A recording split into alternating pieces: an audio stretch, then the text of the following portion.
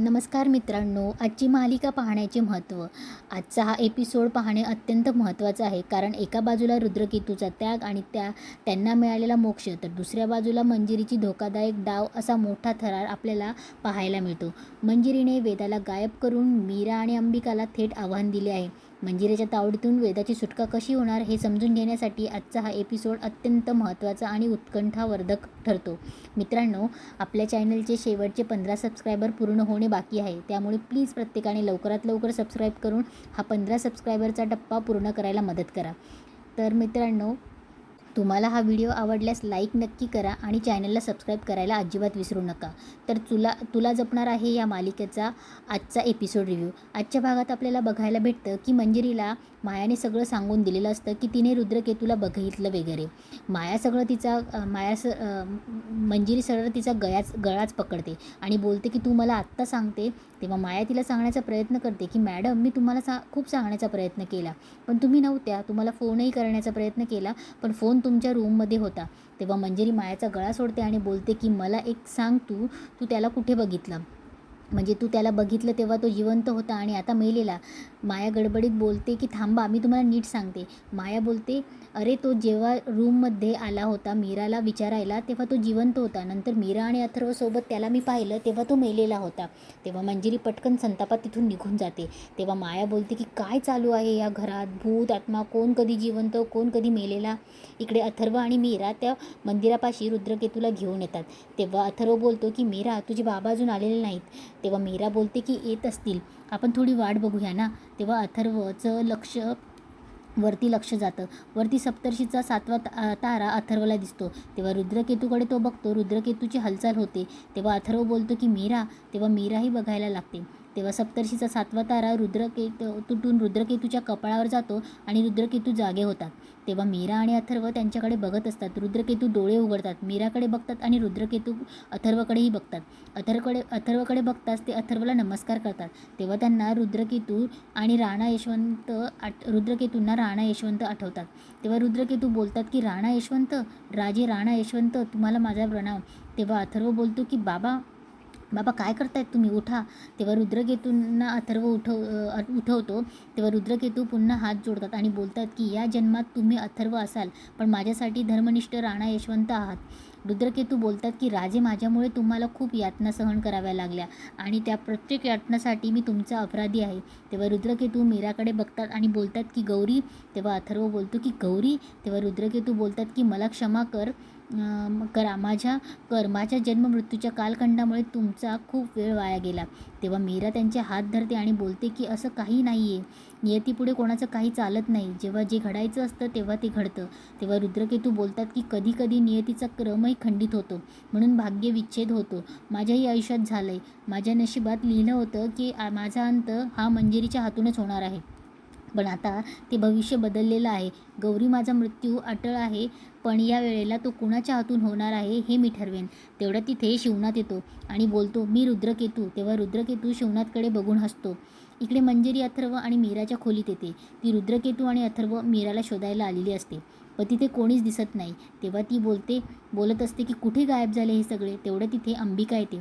अंबिका मंजिरीकडे बघून हसत असते. मंजिरीचं लक्ष जातं. तेव्हा अंबिका हसून बोलते की काय शोधतेस मंजिरी? तेव्हा मंजिरी बोलते, तुला काय करायचं आहे? तेव्हा अंबिका बोलते, रुद्रकेतूला शोधतेस? अंबिका बोलते, तुला सांगायचं राहिलं, रुद्रकेतूंच्या मृतदेहाच्या आता अस्थी झाल्या असतील आणि पिंजराही तयार व्हायची सुरुवात झाली असेल. तेव्हा मंजिरी बोलते, काय? तेव्हा अंबिका बोलते की काय, तुला नाही माहिती? असं कसं? तुझ्याकडे तर शक्ती आहे ना, तुला माहिती असायला हवं. बघ, एखादी शक्ती वापरून बघ मंजिरी. तू बांधलेल्या अंधारात आता तुलाच आता त्या अंधारात जावं लागणार आहे.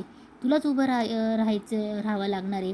तेव्हा मंजिरी मनात विचार करते की दोन्ही गुहेत पाहायला हवं आणि पटकन ती चालली जाते. तेव्हा अंबिका इकडे बोलत असते की मंजिरी, आता तुझ्या प्रत्येक शक्तीचा, प्रत्येक मायेचा, प्रत्येक डावाचा वापर करून बघ. पण नियती जो डाव रचला आहे ना, त्यात तुझी शक्ती थांबू शकत नाही. तू आता जे काही घडणार आहे ना, ते तुझ्या हाताबाहेरचं आहे मंजिरी. इकडे रुद्रकेतू शिवनाथला बघून हात जोडतो. शिवनाथ इथे येतो आणि बोलतो की शिवनाथला नमस्कार करतो आणि बोलतो की मला ठाऊक होतं नियतीने आपली भेट राखून ठेवली होती. खंत फक्त एकच होती, तुमचं दर्शन न होताच माझा मृत्यू होईल. पण मृत्यू झाला असता. पण गौरी म्हणाली, तसं घडलं. जे नियतीने ठरवलं ते घडतंच आणि आज मला तुमच्या हस्ते मोक्ष मिळणार. तेव्हा शिवनाथ बोलतो की रुद्रकेतू, तुमचा त्याग व्यर्थ जाणार नाही. चला, विलंब नको. त्या अधर्मिणीचं अस्तित्व या सृष्टीवरचा कलंक आहे आणि तिचं अस्तित्व नष्ट करणं हे तुमचं परम कर्तव्य आहे, तर तुमचा धर्म आहे. तेव्हा रुद्रकेतू बोलतो की आज माझा देह संपेल, पण अधर्माचा अंत सुरू होईल. रुद्रकेतू हात जोडतो आणि बोलतो की देवी महागौरी माता नमः. शिवनाथही बोलतो की महागौरी नमः. तेव्हा रुद्रकेतू अथर्व आणि मीराला नमस्कार करतो. अथर्व आणि मीराही रुद्रकेतूला नमस्कार करतात. तेव्हा शिवनाथ रुद्रकेतूच्या डोक्याला त्याची काठी लावतो, काहीतरी मंत्र पुटपुटतो आणि रुद्रकेतूचा देह आता नष्ट होणार असतो. रुद्रकेतू समोर बघतो आणि हळूच आनंदाने त्याचा देह नष्ट होत असतो. हळूहळू त्याच्या देहाची माती होत असते आणि पूर्णपणे वारूळ बनतं. अथर्वला काहीच कळत नसतं. अथर्व थोडा मागे सरकतो, तेव्हा त्या वारुळातनं बारीक बारीक किडे उडायला लागतात. तेवढ्यात ते सगळं वारूळही नष्ट होतं आणि लाल कपड्यात बांधून रुद्रकेतूच्या अस्थी तिथे जमिनीवर पडलेल्या असतात. तेव्हा शिवनाथ बोलतो की मीरा, रुद्रकेतूंच्या अस्थींचा श्रद्धापूर्वक स्वीकार कर. मीरा आणि अथर्व खाली बसून रुद्रकेतूंच्या अस्थींना नमस्कार करतात. तेव्हा मीरा त्या अस्थी उचलते. तेव्हा अथर्व बोलतो की बाबा, हे जे सगळं काही घडलं ते खूपच अद्भुत आणि विलक्षण आहे, पण एक मात्र नक्की आहे की आपण एक महत्त्वाचा टप्पा पार केला आहे. अथर्वला अनन्याचा फोन येतो. अथर्व फोन उचलतो आणि बोलतो की हां अनन्या बोल. आणि बोलतो की काय वेदा. तेव्हा मीराही घाबरते. इकडे अनन्या मंजिरीला बोलत असते की आई, तू हे असं कसं म्हणू शकतेस? अगं, तूच म्हणाली होतीस ना की वेदासोबत झोपायचं आहे, तिच्यासोबत टाईम स्पेंड करायचा आहे. तेव्हा मंजिरी डोक्याला हात लावून रडत असते नाटक करत. ती मोठ्याने बोलते की मी म्हणाले होते की माझ्या रूममध्ये जाते तेव्हा अनन्या बोलते की मी म्हणत होती ना की थांबते म्हणून, तूच तर म्हणाली तुझ्या रूममध्ये जा. आणि आता वेदा कुठे गेली आई आणि तुला माहिती नाही आहे? तेव्हा मंजिरी रडत बोलते की अनन्या, मला माफ कर गं. माझा कधी डोळा लागला की मला कळलंच नाही, चुकलं माझं. अनन्या बोलते की आई प्लीज, आता वेदाला शोधणं जास्त इम्पॉर्टंट आहे. दादा येतच असेल आता. वळता अनन्याचं लक्ष त्या टेबलापाशी ठेवलेल्या चाकूजवळ जातं. अनन्या ते चाकू घ्यायला जाते. तेव्हा अनन्या तो सुरा मंजिरीकडे घेऊन येते आणि विचारते की आई, हा सुरा इथे कसा आला? तेव्हा मंजिरी बोलते की मला नाही माहिती अनन्या. अनन्या पळत पळत वेदा करत जाते. अनन्या गेल्यावर मंजिरी बोलते, मीरा, अंबिका मला मूर्ख समजतात, पण विसरू नका मी मंजिरी आहे, मंजिरी. इकडे अथर्व आणि मीरा येतात आणि वेदा सगळीकडे आवाज देत असतात. मायाही असते तिथे. तेवढ्यात अनन्या आणि मंजिरी येते. अनन्या बोलते की दादा, मी सगळीकडे बघून आली, बाहेरही नाही आहे वेदा. तेवढ्यात अंबिका तिथे येते. माया बोलते की घरात असेल, कुठेतरी शोधूया आपण. अथर्व बोलतो ती टेरेसवर पण नाही आहे. अनन्या, तू होतीस ना तिच्यासोबत, कुठे गेली ती? अनन्या मनात बोलते की आता दादाला कसं सांगू की मी वेदासोबत नव्हते. तेव्हा अथर्व बोलतो की अनन्या काय विचारतोय मी?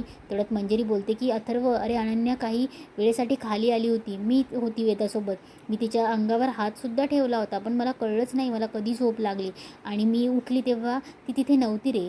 तेव्हा अंबिका मीराजवळ जाते आणि बोलते की मीरा, या मंजिरीनेच गायब केलं आहे अथर्वला. मंजिरीनेच गायब केलं आहे वेदाला. मंजिरी त्या दोघींकडे बघते आणि बोलते की अथर्व, अरे सगळं माझ्यामुळे झालं आहे, माझी चूक झाली, मी तिच्यासोबत असायला हवं होतं. ऐक ना, आपण शोधूया तिला, आपण सगळे शोधूया तिला, घरात जाऊन बघते मी. म्हणून मंजिरी वरती जाते आणि वेदा आवाज देत असते. तेव्हा मीरा आणि अंबिका तिच्याकडे रागाने बघायला लागतात.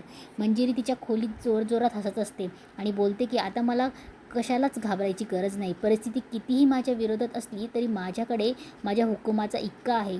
आणि मंजिरी बोलते की माझी वेदा आणि तेव्हा मंजिरी बोलते की दोघी अजून आल्या कशा नाही? तेवढ्यात अंबिका आणि मीरा मंजिरीच्या खोलीत येतात. मंजिरी बोलते या मी तुमचीच वाट बघत होती आणि हसते. तेव्हा मीरा सरळ मंजिरीचा गळाच पकडते आणि बोलते की मंजिरी बोल, वेदा कुठे आहे? तेव्हा मंजिरी बोलते की मला काय विचारतेस? तुझे हे रथी महारथी आहेत ना, त्यांना विचार. तुझी ती बहीण आत्मा अंबिका, तुझा बाप तो जो माझ्या तावडीतून सुटला आहे, जो स्वतःला खूप मोठा जादूगार समजतो, त्याला विचार ना. काय गं, तुम्ही माझी एवढी गुहा शोधून काढली, मोठे पराक्रम केले, मग तुम्हाला साधं वेदाला शोधता येत नाही आहे आणि माझ्याकडे भीक मागतेस तू? मंजिरी मीराला ढकलून लावते आणि गळा धरत अंबिकाकडे येते आणि बोलते की काय अंबिका, बघत काय बसलीस? अगं कर काहीतरी, तुझ्या शक्तीचा वापर कर, जादू कर, चुटकी वाजव, टाळ्या वाजव. पण तुला खरं सांगू का, तू काहीही वाजवलं ना तरी त्याचा काही उपयोग होणार नाही आहे. तुला खरं वाटत नाही का? कर, जादू कर. तेव्हा अंबिका तिथून गायब होते. तेव्हा मंजिरी मीराकडे बघून बोलते की गायब झाली ही गायब होण्याची जादू हिला मस्त जमते हां. मंजिरी हसायला लागते आणि सोप्यावर जाऊन बसते. तेव्हा मीरा तिच्याकडे जाते आणि बोलते की मंजिरी, बोल वेदा कुठे आहे? तेव्हा मंजिरी बोलते की अगं सांगते मी इथे तुझी मदत करण्यासाठीच बसली आहे. बघ मी सुरुवातीपासून तुला एकच मार्ग दाखवते, पण तू प्रत्येक वेळेला चुकीचा मार्ग निवडतेस. मीरा, तू जर माझी अट मान्य केली असतीस तर वेदावर ही परिस्थिती आलीच नसती. आणि तुझ्या लक्षात येते का, तू घेतलेल्या चुकीच्या निर्णयामुळे दुसऱ्याला त्याचे परिणाम भोगावे लागत आहेत. कधी अथर्व, कधी अंबिका, कधी शिवनाथ आणि आता आपली चिमुकली वेदा. तिला तर हेही कळत नसेल की तिचा सगळ्यात मोठा शत्रू मी नाही काय, तर ती स्वतःचीच तिची आई आहे. गोड चिमुकली या सगळ्यात अडकली गं. मीरा विचार करायला भाग पाडते मीराला मंजिरी. मीराच्या डोळ्यात पाणी असतं आणि इथेच आजचा एपिसोड संपतो.